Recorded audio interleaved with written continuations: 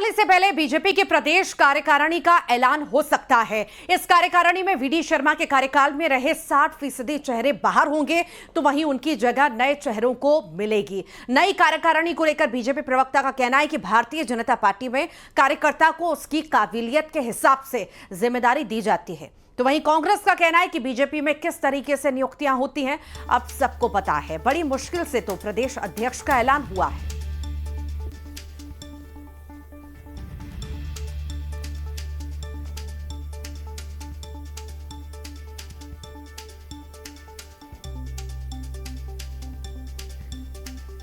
तो कार्यकारिणी का रही है कि हर कार्यकर्ता के लिए काम और हर काम के लिए कार्यकर्ता, एक व्यक्ति एक पद पार्टी की नीति रही है और उस दृष्टि के साथ तमाम चीजों का सामंजस्य और समन्वय बिठाते हुए प्रत्येक व्यक्ति की उपयोगिता के अनुरूप माननीय प्रदेश अध्यक्ष जी, माननीय मुख्यमंत्री जी, संगठन के महामंत्री और हमारा जो अन्य वरिष्ठ नेतृत्व है, सभी व्यापक विचार मंथन के पश्चात कमेटी का गठन करेंगे। उसको लेकर के लगातार सक्रियता के आधार पर विभिन्न कार्यकर्ताओं की जो उपयोगिता है उसको निर्धारित किया जा रहा है।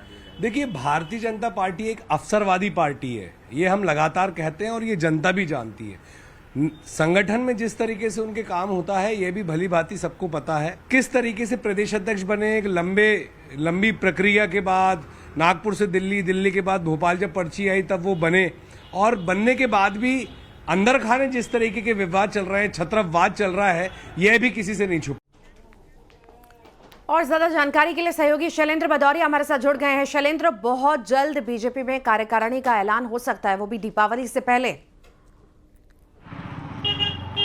बिल्कुल, देखिए जिस तरीके से प्रदेश अध्यक्ष को हेमंत खंडेलवाल को बने लगभग 100 दिन का समय हो चुका है और ऐसे में अब ये उम्मीद जताई जा रही है कि दिवाली के पहले मध्य प्रदेश बीजेपी की नई कार्यकारिणी सामने आ जाएगी, क्योंकि देखिए कई दौर की बैठकें जो है वो मध्य प्रदेश के तमाम नेताओं के साथ हुई। इसके साथ ही दिल्ली आला कमान से भी हेमंत खंडेलवाल की बात हो या फिर मुख्यमंत्री डॉक्टर मोहन यादव की भी मुलाकात हुई है। तो ये माना जा रहा है कि जल्द ही मध्य प्रदेश की कार्यकारिणी को घोषित कर दिया जाएगा। उसमें नए चेहरों को जो है वो जगह दी जाने की पूरी उम्मीद जताई जा रही है, क्योंकि जिस तरीके से तमाम जो ऐसे पदाधिकारी थे, चाहे वो प्रदेश उपाध्यक्ष के तौर पर काम कर रहे हो, प्रदेश महामंत्री के तौर पर काम कर रहे हो या अलग अलग मोर्चों के अध्यक्ष के तौर पर काम कर रहे थे, वो पिछले चुनाव में खासकर विधानसभा और लोकसभा चुनाव में हो या फिर राज्यसभा के लिए जो चुनाव हुए उसमें जो है वो अब चुनकर जो है सांसद और विधायक और कई लोग तो मंत्री भी बन चुके हैं। इसके साथ ही कुछ चेहरे ऐसे भी हैं जिनको विधानसभा और लोकसभा चुनाव में टिकट का वादा किया गया था लेकिन टिकट किन्हीं कारणों से नहीं मिला। तो ऐसे में उनको इस बात का भी आश्वासन दिया गया था कि आने वाले समय में उनको प्रदेश कार्यकारिणी में